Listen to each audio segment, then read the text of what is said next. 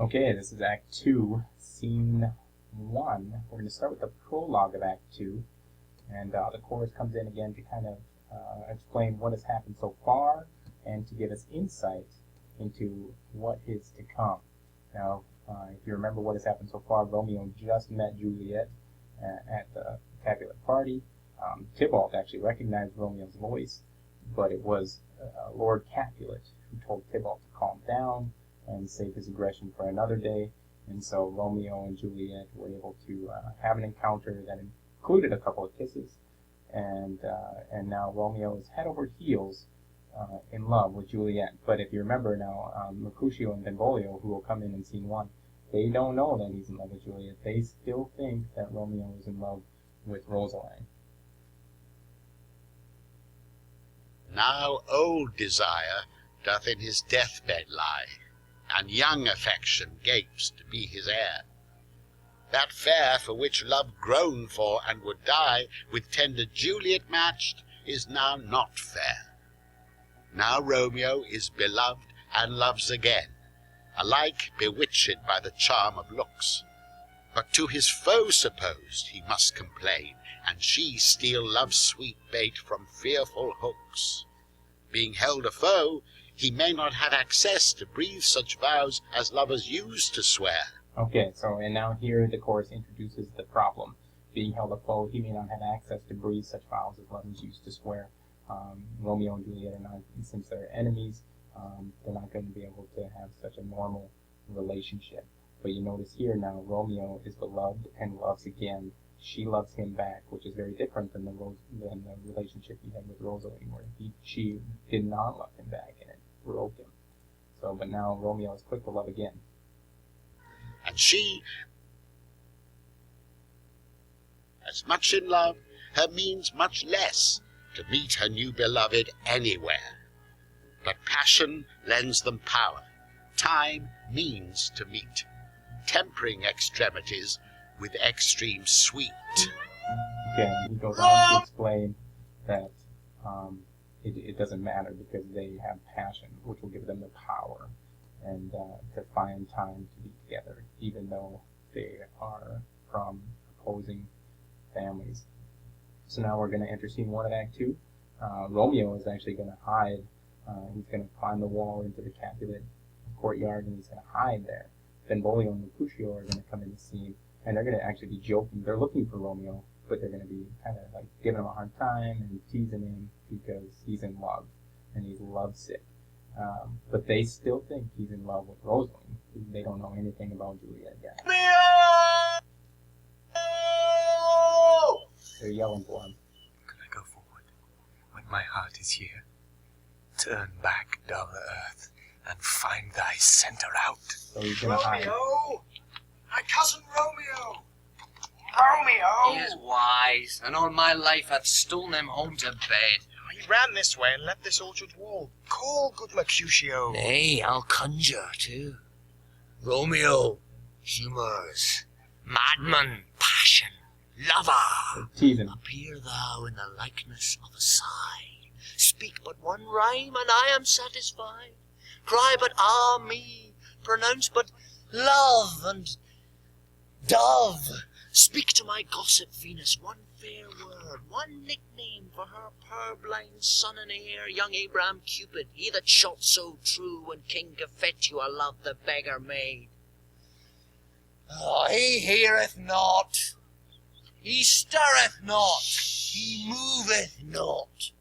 The ape is dead, and I must conjure him.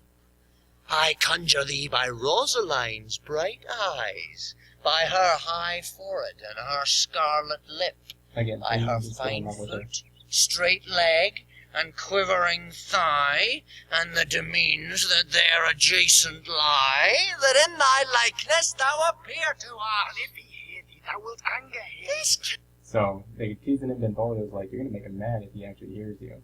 And he's saying, like, he's trying to get him to appear like a spirit, and he's calling things that he would like rhyming lines and describing Rosaline.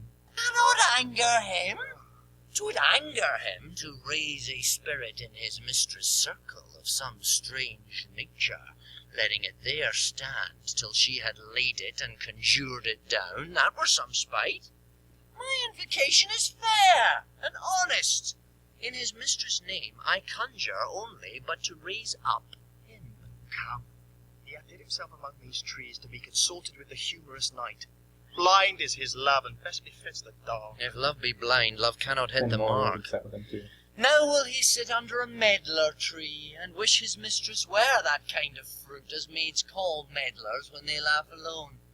Oh, Romeo, that she were, oh, that she were an open arse, and thou a popperin pear. Romeo, good night, off to my truckle bed. This field bed is too cold for me to sleep. Come, shall we go? Go then. It is in vain to seek him here that means not to be found. Okay, so Benvolio's getting frustrated with Romeo as well, and his lovesick nature basically says, you know, it's not worth it to look for him if he doesn't want to be found. So now we're going to go into the orchard where Romeo climbed the wall.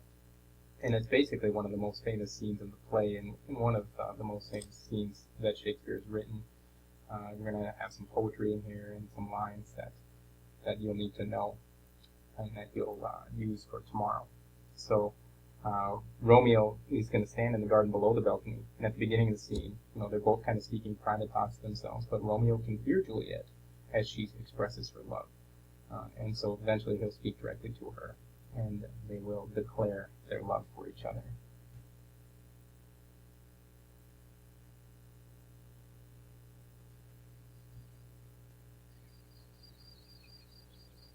He jests at scars that never felt a wound. There's Juliet. Soft. What light through yonder window breaks? It is the east, and Juliet is the sun. Arise, fair sun, and kill the envious moon, who is already sick and pale with grief that thou, her maid, art far more fair than she. Alright, so that's a very important comparison. He compares Juliet to the sun, wiping out the moon, who is envious of the sun's beauty. And but that comparison and that metaphor that he uses, as Juliet as the sun, is something we're going to talk about more. Be not her maid. Since she is envious, her vestal livery is but sick and green, and none but fools do wear it. Cast it off. It is my lady, oh, it is my love. Oh, that she knew she were. She speaks, yet she says nothing. What of that? Her eye discourses. I will answer it. I am too bold. It is not to me she speaks. Two of the fairest stars in all the heaven, having some business, do entreat her eyes to twinkle in their spheres till they return. What if her eyes were there, they in her head? The brightness of her cheek would shame those stars, as daylight doth a lamp. Her eyes in heaven would through the airy regions stream so bright that birds would sing and think it were not night. See how she leans her cheek upon her hand. Oh, that I were a glove upon that hand, that I might touch that cheek. Okay, so he's basically fawning over her as he looks at her, leaning over her balcony and looking at the stars. And he says, you know, he will, but who is she? She's not. Speaking to him, two of the fairest stars in all the heaven, having some business. You entreat her eyes to twinkle in their spheres till they return. And down here, notice what he wishes. He wishes that she's leaning her cheek upon her hand. Oh, how I would glove upon that hand, that I might touch that cheek. That's another famous line that we will come back to. She speaks. Oh, speak again, bright angel, for thou art as glorious to this night being o'er my head as is a winged messenger of heaven unto the white upturned wondering eyes of mortals that fall back to gaze on him when he bestrides the lazy pacing clouds and sails upon the bosom of the So air. he's basically calling her an angel. Romeo, wherefore art thou Romeo? Deny thy father and refuse thy name. Or if thou wilt not, be but sworn my love, and I'll no longer be your Capulet. Shall I hear more, or shall I speak at this? Okay, and now he's speaking in an aside. So she calls out to Romeo, tells him to deny his name, because obviously he's a Montague, or she says, shall I no longer be a Capulet, so they can be together. Now Romeo is an aside, and an aside is something that the character says that other characters on stage can't hear. Obviously, they are on the stage, and they are amplifying their voices so the audience can hear. So when it's an aside, we're to assume that the audience can hear it, but it's kind of like he's thinking it, or it's inside. He's talking to himself, basically, and he's wondering if he should listen to more of what she says, or shall he finally speak up and let her know that he's there. 'Tis but thy name that is my enemy. Thou art thyself, though not a Montague. What's Montague? It is nor hand, nor foot, nor arm, nor face, nor any other part belonging to a man. Oh, be some other name. What's in a name? So now Juliet is contemplating, what's the value of a name? Why do these names even mean something? That which we call a rose by any other name would smell as sweet. So Romeo would, were he not Romeo called, retain that dear perfection which he owes without that title. Romeo, doff thy name, and for thy name, which is no part of thee, take all myself. I take thee at thy word. Call me but love, and I'll be new baptized. Henceforth I never will be Romeo. So What now he finally speaks up, so she sees him. man art thou that thus bescreened in night, so stumblest on my counsel? By a name, I know not how to tell thee who I am. My name, dear saint, is hateful to myself, You because hate it his is name. an enemy to thee. Had I it written, I would tear the word. My ears have yet not drunk 100 words of thy tongue's uttering, yet I know the sound. She Art thou recognizes not him. Romeo and a Montague? Neither, fair maid, if either thee dislike. How camest thou hither, tell me, and wherefore? The orchard walls are high and hard to climb, and the place death, considering who thou art, if any of my kinsmen find thee here. So Juliet wants to know how he even got there. She says the walls are high, and it's hard to climb in, and if anybody finds him, he's going to die, because he's a Montague. With love's light wings did I perch these walls, for stony limits cannot hold love out. And what love can do, that dares love attempt. Therefore thy kinsmen are no stop to me. So, and of course Romeo says, love's light wings helped me jump over the walls. Stony limits cannot hold love out. Love doesn't have limits, Romeo says, obviously. It is quite the romantic. They do see thee, they will murder thee. Alack, there lies more peril in thine eye than 20 of their swords. Look thou but sweet, and I am proof against their enmity. Oh, not for the world they saw thee here. I have night's cloak to hide me from their eyes. And but thou love me, let them find me here. My life were better ended by their hate than death prorogued wanting of thy love. By whose direction foundst thou out this place? By love, that first did prompt me to inquire. He lent me counsel, and I lent him eyes. I am no pilot, yet wert thou as far as that vast shore washed with the farthest sea. I should adventure for such merchandise. Thou knowest the mask of night is on my face, else would a maiden blush bepaint my cheek for that which thou hast heard me speak tonight. Fain would I dwell on form, fain deny what I have spoke, but farewell compliment. Dost thou love me? I know thou wilt say aye, and I will take thy word, yet if thou swearest, thou mayest prove false. At lovers' perjuries they say Jove laughs. So she's basically saying, if I knew you were down there, I would have probably tried to be more proper. O gentle Romeo, if thou dost love, pronounce it faithfully. Or if thou thinkest I am too quickly won, I'll frown and be perverse, and say thee nay, so thou wilt woo, but else not for the world. In truth, fair Montague, I am too fond, and therefore thou mayst think my behaviour light. But trust me, gentlemen, I'll prove more true than those that have more cunning to be strange. Okay, so basically notice what Juliet says here, but trust me, gentlemen, I'll prove more true than those that have more cunning to be strange. Basically telling Romeo that she's probably, she's more forward, her behavior is more forward than most people might be in this situation. But she's not, she's more true than those who have more cunning to be strange. She's being more forward, and she's not into games and romantic games and people who hide their feelings or beat around the bush. So she's telling him exactly how she feels, which is scary, but at the same time he is returning her affection. I should have been more strange, I must confess, but that thou overheardst ere I was ware. My true love, passion, therefore pardon me, and not impute this yielding to light love, which the dark night hath so discovered. Lady, by yonder blessed moon I vow that tips with silver all these fruit tree tops. Oh, swear not by the moon, the inconstant moon, that monthly changes in her circled orb, lest that thy love prove likewise variable.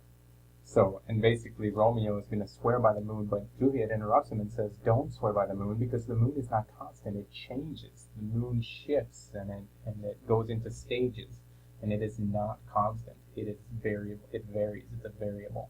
What shall I swear by? Do not swear at all.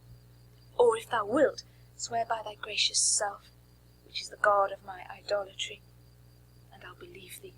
If my heart's dear love... Well, do not swear. Although I joy in thee, I have no joy of this contract tonight. It is too rash, too unadvised, too sudden, too like the lightning which doth cease to be ere one can say it lightens. Sweet good night. This bud of love by summer's ripening breath may prove a beauteous flower when next we meet. Good night, good night.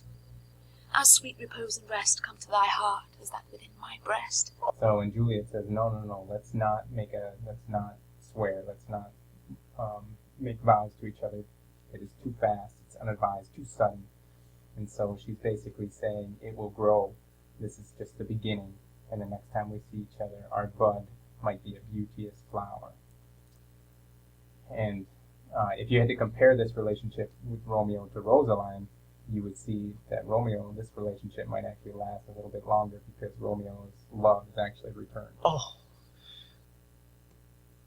wilt thou leave me so unsatisfied? What satisfaction canst thou have tonight? The exchange of thy love's faithful vow for mine. I gave thee mine before thou didst request it, and yet I would it were to give again. Wouldst thou withdraw it? For what purpose, love? But to be frank, and give it thee again. And yet I wish but for the thing I have. My bounty is as boundless as the sea, my love as deep. The more I give to thee, the more I have. For both are infinite. Okay, so Romeo wants all of Juliet's love, and Juliet says, to be honest, my love is as deep as the sea. The more I give, the more I have. They are infinite. I hear some noise within, dear love. Adieu. Juliet! Anon, good nurse. Sweet Montague, be true. Stay but a little, I will come again. Oh, So now Juliet's going to slip out to delay the nurse who's calling her inside. So Romeo's talking to himself here, and Juliet's going to go back. blessed night. I am afeard, being in night, all this is but a dream, too flattering sweet to be Can't believe it's substantial. true. He's afraid Few it's not words, true. dear Romeo, and good night indeed. If thy bent of love be honourable, thy purpose marriage, send me word tomorrow by one that I'll procure to come to thee, where and what time thou wilt perform the rite, and all my fortunes at thy foot I'll lay, and follow thee, my lord, throughout the world. Madam! Okay, so Juliet wants, if this is going to continue, she wants Romeo to take a step here. She'll send a messenger, or wants him to send a message. Send me word tomorrow by one that I'll procure to come to thee, where and what time will perform the rite. So, and what rite is she referring to? She's referring to the rite of marriage. She wants to know when and where, and she will be there to marry him. She wants him to take the step to show how serious he is about this relationship. Come anon, but if thou meanest not well, I do beseech thee, by and by I come, to cease thy suit, tomorrow will I send. So thrive my soul. 1,000 times good night. So Juliet right up here says, if your intentions aren't true, cease thy suit and leave me to grief. So she wants him to end now, and he's just trying to play a game with her. 1,000 times the worse to want thy light. Love goes toward love as schoolboys from their books, but love from love toward school with heavy looks. Hist! Romeo! Hist! And not Oh, really for fast. falconer's voice to lure this tassel gentle back again. Bondage is hoarse and may not speak aloud, else would I tear the cave where echo lies, and make her airy tongue more hoarse than mine, with repetition of my Romeo. It is my soul that calls upon my name. How silver sweet sound lovers' tongues by night, like softest music to attending ears. So Juliet obviously comes back and whispers to him and says, I wish I could call you as loudly as a falconer calls its bird. But obviously with her parents, bondage is hoarse and may not speak aloud. She can't yell that loudly. So, and then she refers to Greek mythology with Echo, and who was unreturned, who had love that was unreturned, and caused her to waste away. So she's referring to Greek mythology there, which Shakespeare's audience would pick up on. So Romeo obviously loves the sound of his name on Juliet's lips. Romeo! My sweet, At what o'clock tomorrow shall I send to thee? by the hour of 9. I will not fail. 'Tis 20 years till then. I have forgot why I did call thee back. Let me stand here till thou remember it.